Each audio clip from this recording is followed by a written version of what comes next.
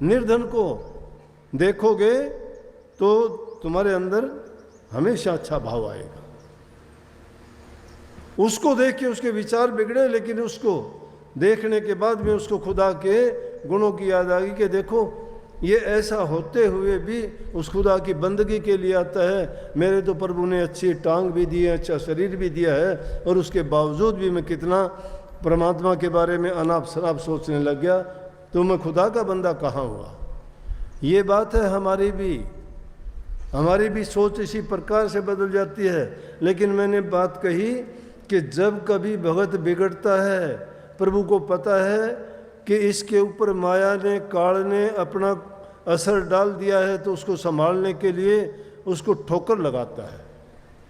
उस ठोकर से संभल जाता है, वो फिर रास्ते पे आ जाता है। और जो ठोकर लगने के बाद सुधरता नहीं है, फिर भी अपनी अक्ल, अपनी बुद्धि, अपनी चतुराई, अपनी सोच में जो आदमी बड़ा बनता रहता है, फिर वो गिरता ही गिरता चला जाता है, कभी उठता नहीं है।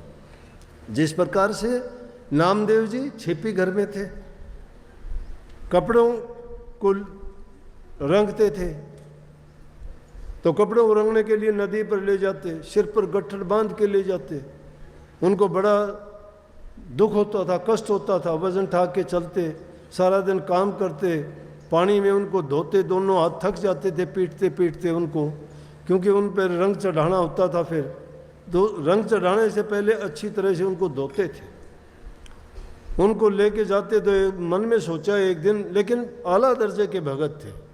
नामदेव की छान खुद भगवान ने आके छपाई, उनकी पत्नी ने उसके लिए उसके ऊपर सामान पहुंचाया कि इसकी टपरी को बनाओ। इसीलिए गाते हो ना कि नामदेव की छान छपा गया, धन्ना भगत का खेत निपजा गया, द्रौपद सुधा का चीर बढ़ा गया। क्यों बढ़ा गया? कितने बड़े भगत थे वो, उनकी आस्थाएं कितनी तकड़ी थी, उनके विचार कितने थे, उन्हें बेपरवाह होके वो निष्काम था। उन्होंने कोई कामना रख के भक्ति नहीं की थी। उनको संतोष था अपनी टूटी हुई झोपड़ियों में, उनको संतोष था अपने रूखे सूखे खाने में। उन्होंने अपनी तुलना इन दुनियादारों के लोगों की तरफ जो चिकनी चुपड़ी खाते हैं उनकी तरफ नहीं कहा था। उन्होंने तो शेख फरीद वाली बात पर अमल किया था कि रूखी सूखी खा के ठंडा पानी पी, देख फरीदा चौपड़ी मत ललचावे जी।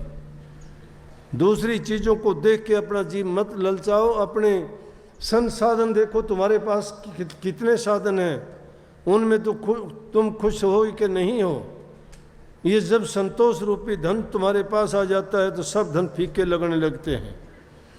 गोधन, गज धन, बाजी धन और रतन धन खान, जब आवे संतोष धन तो सब धन धूल समान।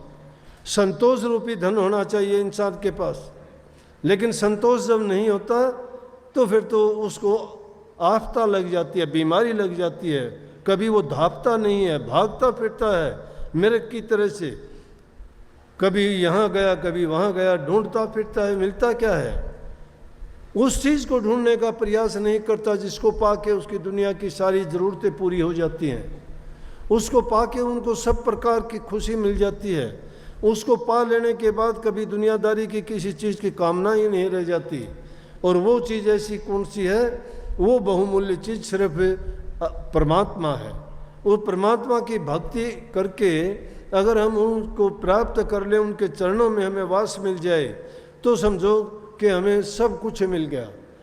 फिर जगह जगह कोई या दुनियादारी की चीज़ों के लिए ना भागना पड़ेगा, ना उनके लिए प्रयत्न करना पड़ेगा।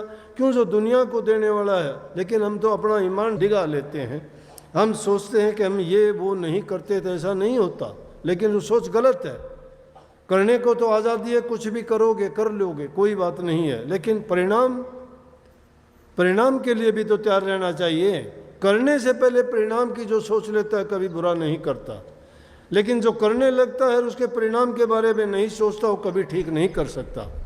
इसलिए कर्म तो अवश्य है, लेकिन कर्म को करने से पहले कर्म फल को सोच ले कि मैं जो कर्म करने जा रहा हूँ इसका कर्म फल क्या बनेगा, भला होगा या बुरा होगा। बुरा होगा तो कैसे भुगतूंगा, उसके एग्जाम्पल दुनिया में बहुत मिलेंगे कि किसने क्या खोटा कर्म किया था जिसके कारण इसका ये हाल हुआ। और अच्छों को देख लोगे कि किसने कौन सा अच्छा कर्म किया था जिसका ये हुआ। लेकिन बात में यहाँ पर वो कहना चाहता था कि प्रभु अपने भक्तों को कभी भटकने नहीं देता, संभालता है। नामदेव जी ने वैसा ही किया। इन विचारों को लेके उसके मन में भी ऐसा ही विचार आ गया। जो हमेशा प्रभु भक्ति में मस्त रहने वाला, न कपड़ा लेने की बेचने की उसको चिंता थी, न उसको पैसे की चिंता थी, कितने का बेचा कैसा बेचा। बल्कि एक बार तो ऐसा हुआ कि उनके घर वालों ने कहा कि तू अगर तेरा कपड़ा बेचने जाता है, हमारा भी बेचाना बाज़ार में। कपड़ा बनते थे, कपड़ा लेके गया बाज़ार में, वहाँ किसी ने लिया नहीं लिया तो क्या किया, वापस आ गया। कहने लगा कि तू कपड़ा दे के क्यों नहीं आया। बोला किसको देता, किसी ने खरीदा ही नहीं। बोला नहीं, सब उधार मांगते थे। बोला उधार में दे देता फिर। बोला उधार में तो मैं अब दे आता हूँ। उठा और उन कपड़ों को लेके चला गया और जाके थोड़ी दूर पे और पत्थरों के ऊपर एक एक कपड़ा डाल के आ गया, एक पत्थर घर ले आया। कहने लगे क्या किया। बोला कि उधार में दे आया। कपड़ा किसको दे के आया, कि दे आया पत्थरों। किसी ने आके बताया ये तो पत्थरों पे डाल के आ गया, लोग उसको उठा ले गए। बोला अरे मूर्ख ये क्या किया। ने बोला नहीं, वो पैसे देंगे टाइम पर देंगे, उसका जामन भी ले आया हूँ, ये जिम्मेवार है। और जब टाइम आया तो प्रभु किसी का रखता नहीं है। हमारा इतबार डगमगा जाता है, विश्वास नहीं रहता, हमारा विश्वास नहीं रहता। इसलिए भक्तों को दृढ़ संकल्प के साथ विश्वास, श्रद्धा, यकीन दृढ़ रखना चाहिए। कितनी बड़ी बात है, जिसने आज तुम्हें दिया है वो कल भी देगा। जिसने आज तुम्हें दे रखा है वो कल भी देगा। ये सिद्धांत बनाओ अपना जीवन में। ये नहीं है कि जिसने आज दे दिया तो कल नहीं देगा। कल की परवाह करते हो, कल की परवाह करने के लिए आज बुरा कर देते हो। आज जो जीते हो इसमें अच्छा करना सीखो, नेक कर्म करना सीखो, पुण्य के कर्म करना सीखो। और सबसे बड़ा पुण्य है प्रभु की भक्ति का। प्रभु की भक्ति जब करते हो सारे कर्म उसमें शामिल हो जाते हैं, सब के सब। और ऐसे करते हुए जब कभी तुम भटकोगे तो तुम्हारी संभाल भी अपने आप करेंगे वो। जब तुम्हें दुख विपदा पड़ेगी तो भी अपने आप तुम्हें संभाल करेंगे और तुम्हारा सारा काम सही करेंगे, सद्बुद्धि देंगे। और तुम पाओगे नतीजा बाद में, फिर पता लगेगा ओह ये मेरी कितनी बड़ी भूल थी, मैंने कैसे गलती की, क्या किया। नामदेव जी जब ऐसा सोच रहे थे कि परमात्मा मेरे साथ ऐसा क्यों करता, मुझे भी ये लोग घोड़ियों पे चढ़े फिरते, मुझे भी एक छोटी मोटी घोड़ी दे देता तो मैं भी अपने कपड़े उसके ऊपर लाद के ले जाता, धो के ले आता और उसको घर में लाने में मुझे परेशानी नहीं होती। बस ऐसा ही विचार करते करते आ रहा था। इतनी देर में एक पठान आ गया। पठान घोड़ी पे सवार था। पठान की घोड़ी ने बच्चा दे दिया, बच्चा पैदा हो गया। पठानों का राज था। नामदेव को बोला ओए छिंबा इधर आ। गया, बोला कि हाँ जी बोलो। अब भगत तो बेचारे गरीब होते हैं, उनको कोई कुछ भी कह दे वो डरते हैं। ना उनमें कोई ताकत है ना कोई अहंकार है, उनके पास तो नम्रता, दीनता, अधीनता। और बड़े सादगी से बोले हाँ जी बोलो पठान साहब। बोला कि इस घोड़ी के बच्चे को उठा, आगे आगे होके चल। घोड़ी के बच्चे को उठा लिया बेचारे ने कंधे पे डरता हुआ। आगे आगे वो चलता है, पीछे पीछे पठान है। पठान कहाँ जाना है। वो बोला जी कहाँ लेके चलो इसको। बोला द्वारिका। द्वारिका? द्वारिका मुगल होके द्वारिका कहाँ ले जाएगा। द्वारिका तो हिंदुओं का धार्मिक स्थान है, वहाँ तो कोई ऐसा देखने में मिलता ही नहीं। वहाँ पठान कहाँ से होंगे। जब चलते चलते सोचता है प्रभु को, फिर कहता है हे मालिक कितना गलत किया तूने मेरे साथ। मैंने घोड़ी चढ़ने के लिए मांगी थी, तूने घोड़ी मेरे ऊपर बैठा दी। मैंने मेरे लिए सुख के लिए मांगी थी, उल्ट बात सुन ली मेरी तो, कि देखो उल्टा मेरे ऊपर ही लदवा दी घोड़ी। लेकिन उल्टा ही ख्याल आ गया कि पठान और द्वारिका का क्या मतलब। मुड़ के देखा तो प्रभु के दर्शन हुए। बच्चे को नीचे फेंक के कहने लगा अब आपको मजाक करने के लिए मैं ही मिला, मैंने घोड़ी आपसे ये मांगी थी। बोला कि मैं मेरे भक्तों को ऐसी चीज़ नहीं देता जिससे वो बिगड़ जाएं। उनको ऐसी चीज़ें मैं कभी नहीं देता।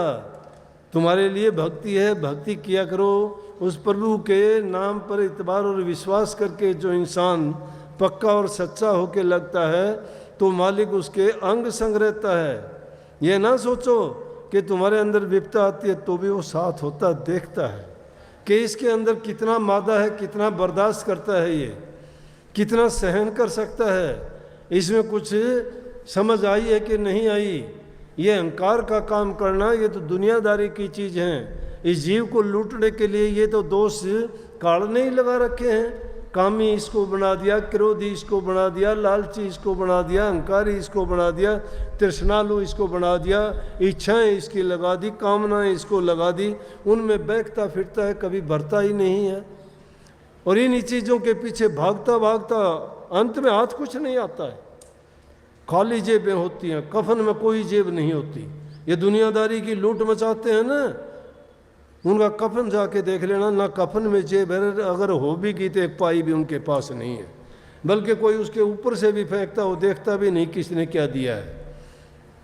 क्या काम आया, क्या काम आया जिनके लिए जीवन बर्बाद किया।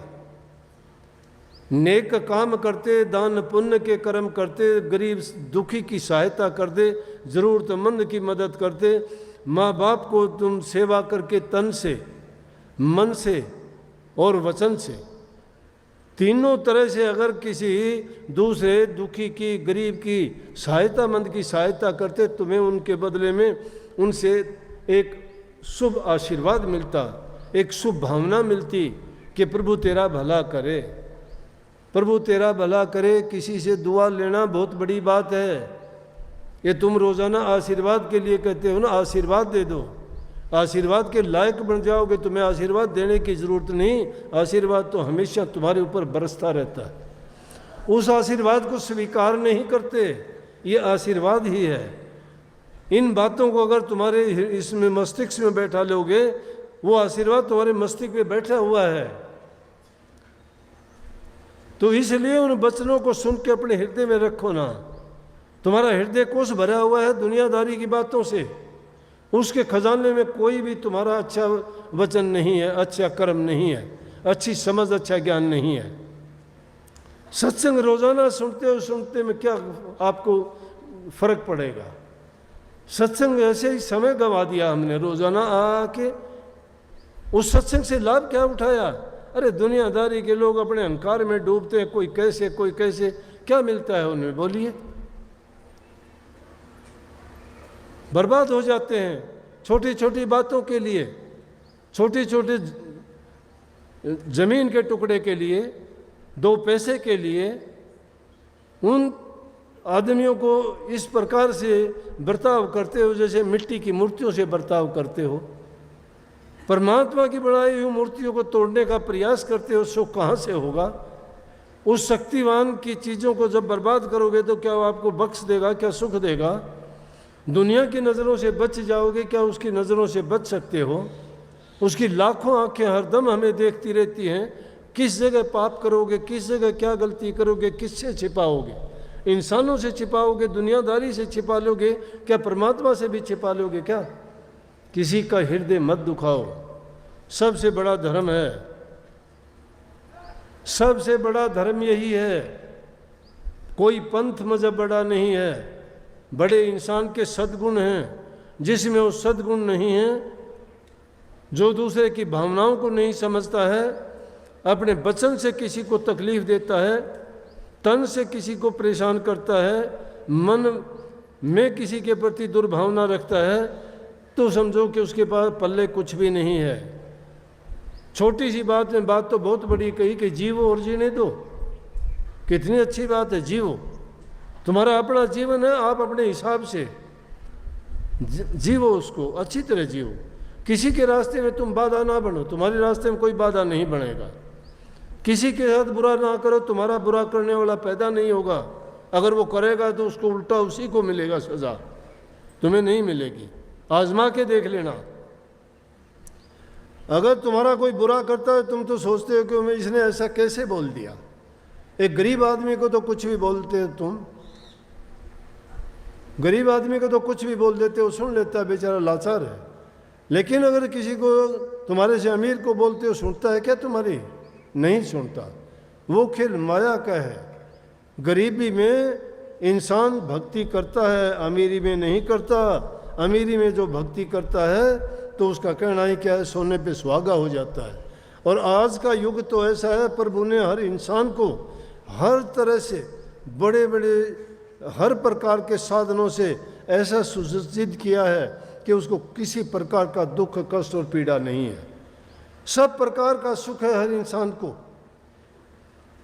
फिर भी किस चीज़ को, वो सुख मिलने के कारण किस चीज़ को भूले हम? किस चीज़ प्रभु को भूले और कोई चीज़ नहीं भूले हैं। नई नई चीज़ें और हमने ईजाद कर ली दुनिया में फंसने के लिए, झूठे कामों के लिए, इस बर्बादी के रास्ते पे चलने के लिए। उस ओर तो हम बढ़े जा रहे हैं, लेकिन जिस रास्ते पे चल के हमें शांति मिलनी चाहिए, जिस पे चल के हमें खुशी मिलनी चाहिए, ये मीठी जेड़ संसार को इसीलिए कहा गया है कि जेड़ में रहते हुए महसूस नहीं हम जेड़ में हैं। लेकिन महसूस कब होंगे? जब समझ आएगी। समझ आएगी जब तक समय चला जाएगा। ये काल की कैद है, और इसकी काल की कैद में जब तक रहेंगे यूं ही मरते रहेंगे, जीते रहेंगे, रोगों से, बीमारी से, तकलीफ से। कभी किसी चीज़ की चाहना के लिए, कभी किसी चीज़ की कमी महसूस करते हुए कभी भी मन में अमन चैन नहीं होगा। धन होगा तो धन के कारण दुखी रहोगे, निर्धन होगे तो निर्धन होके दुखी रहोगे, संतानहीन होगे तो संतान के लिए तड़पोगे, ज़्यादा संतान वाले होगे तो संतान ही तुम्हें दुखी कर देगी। कितने लोग आके कहते घर से निकाल दिया हमें। किसने निकाल दिया? बेटे बहुओं ने। किसके बेटे बहू हैं? हमारे हैं। उन बेटे बहुओं के लिए हमने क्या क्या नहीं किया? झूठ बोली, कपट किया, धोखा किया, चोरी की, दुनियादारों के, दूसरे लोगों के साथ धोखा करते रहे, और वो पाप का घड़ा तो हमारे सिर पर धर लिया। और उसका तो नतीजा कब मिलेगा? उससे पहले ही हमारी संतान ने नतीजा देना शुरू कर दिया। क्योंकि वो संतान ने जो खाया, जो जल पिया, जो अन्न उनको खिलाया, जो भी चीज़ उनको दी गई, वो कपट की, धोखे की, छल की, बेईमानी की थी। उन चीज़ों का गुण अच्छा कैसे हो सकता है? जो चीज़ गलत रास्ते से आई है उसका प्रभाव हमेशा गलत ही रहेगा। इसलिए आप मंदिर, मस्जिद, गुरु के पास जाके कहते हो प्रसाद दे दो। प्रसाद होता क्या है? प्रसाद गुरु की दृष्टि डाली हुई, और उस प्रसाद का कोई अगर नकारात्मक उसमें अवगुण है उसमें, उसको दूर कर देता है। जिस इंसान की शुद्ध भावना, शुद्ध विचार हैं, उसके हाथ का तो अगर तुम पानी की 2 बूंद भी मिल जाएंगी तो तुम्हारे विचारों को बदल के रख देंगी, क्योंकि उनमें पवित्रता है। उनमें पवित्रता है। महाभारत के युद्ध की कहानी आपको छोटी सी याद होगी। जब युद्ध के मैदान में भीष्म पितामह घायल हो गए, बाणों की सैया पर लेटे हुए थे। क्यों लेटे हुए थे? वरदान था, इच्छा मृत्यु थी उनकी। जब तक वो चाहते जिंदा रह सकते थे।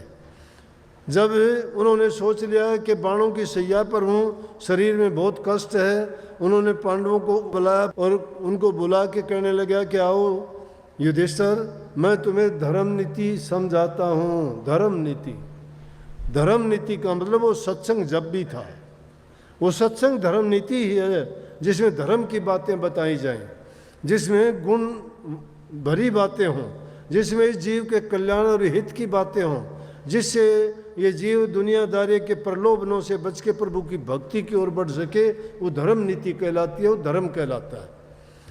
तो कहने लगा आओ तुम्हें मैं धर्म नीति समझाता हूँ। युद्ध नीति खत्म हो चुकी, अब धर्म नीति सब समझाने लगे। उस टाइम में जब उन्होंने बोलना शुरू किया कि इंसान को ये करना चाहिए, ये नहीं करना चाहिए, द्रौपदी वहीं थी।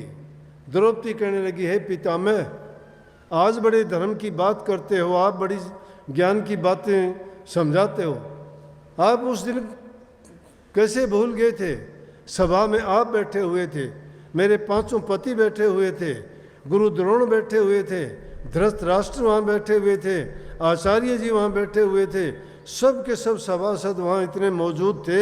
और एक नारी को जब नंगा किया जाने लगा तो क्या आपने आंखें बंद कर ली थी? आपकी जबान उस दिन बंद क्यों हो गई, ताले लग गए थे? उस दिन आपको धर्म नीति याद नहीं थी, आप कैसे वो धर्म नीति को भूल गए थे? भीष्म पितामह जवाब देते हैं, बेटी उस दिन मैंने दुष्ट दुर्योधन के घर का अन्न खा रखा था। दुष्टत्व का, दुष्ट लोगों का अगर कोई भी अन्न, कोई भी चीज़ इंसान ले लेता है तो उसको उसका दोष लगता है, उसका अवगुण उसमें शामिल होता है। कहने लगा इसलिए मैं सब धर्म नीति को भूल गया था एक दुष्ट का अन्न खाने के कारण। इसलिए कही है कि इंसान को शुद्ध अन्न खाना चाहिए। शुद्ध अन्न कैसा? पवित्र अन्न। पवित्र अन्न कौन सा होता है? अपनी कमाई का, हेरा फेरी का, झूठ कपट का, इन चीज़ों का जो गलत तरीके से आता है वो कभी भी। ऐसे आदमी देखे मैंने ज़िंदगी में, देखे